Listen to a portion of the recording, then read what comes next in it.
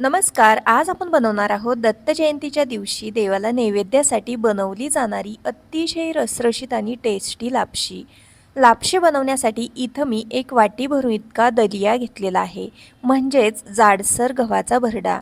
सर्वात आधी कुकरमध्ये 1 चमचाभर इतकं साजूक तूप घालते. तूप वितळलं की यामध्ये आवडीनुसार ड्रायफ्रूटचे काप घालूयात. सोबतच यामध्ये ओल्या नारळाचे काप घालायचे. लापशी म्हटलं की ओला नारळ तर आलाच. ड्रायफ्रूट आणि हा ओला नारळ या तुपामध्ये हलकासा परतून घ्यायचा. ही लापशी मी कुकरमध्ये बनवणार आहे, त्यामुळे अगदी झटपट बनवून तयार होते. हवं असल्यास तुम्ही कढईमध्ये किंवा पातेल्यामध्ये देखील बनवू शकता, पण कुकरमध्ये अशी ही लापशी बनवली तर अगदी पटकन बनवून तयार होते. ड्रायफ्रूट आणि नारळ हलकासा परतून झाला की यामध्ये आपल्याला दलिया घालायचा आहे. दलिया घातल्यानंतर अगदी छान असा फुलेपर्यंत भाजून घेऊयात. लापसी बनवण्यासाठी लागणारा दलिया असा हा आपण साजूक तुपामध्ये हलकासा भाजून घेतला तर तो शिजल्यानंतर छान फुलला जातो. डायरेक्ट आपण शिजवला तर तो व्यवस्थित असा शिजला जात नाही. इथं पहा, हा अगदी छान असा फुलेपर्यंत मी भाजून घेतला. भाजला की तो थोडासा पांढरा दिसायला लागतो. त्यानंतर यामध्ये आपल्याला पाणी घालायचं आहे. तर साधारणपणे मी 1.5 ग्लास इतकं पाणी घातलं. 1 वाटी दलियासाठी 1.5 ग्लास पाणी हे परफेक्ट प्रमाण आहे. दलिया शिजण्यासाठी थोडंसं जास्तीचं पाणी लागतं.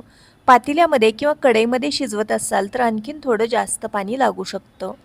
सोबतच मी यामध्ये चवीकरता अगदी थोडंसं मीठ घातलं. प्रसादासाठी मीठ चालत नसेल तर नाही वापरलं तरीही चालू शकतं. मीठ घातल्यानंतर याला एकदा व्यवस्थित मिक्स करते. कुकरचं झाकण लावून साधारणपणे 4 ते 5 शिट्ट्यांवरती ही लापशी मी शिजवून घेणार आहे. लापशी शिजण्यासाठी तुमच्या कुकरच्या किती शिट्ट्या कराव्या लागतात त्यानुसार तुम्ही इथं शिजवून घ्या. इथं पहा, कुकर थंड झाला, मी झाकण काढलेलं होतं, तर यामधला दलिया अगदी छान असा फुललेला आहे. दलिया एकदा हलवून घ्यायचा आहे, गॅस ऑन करायचा आणि त्यानंतर यामध्ये अर्धा वाटी इतका गूळ घालायचा.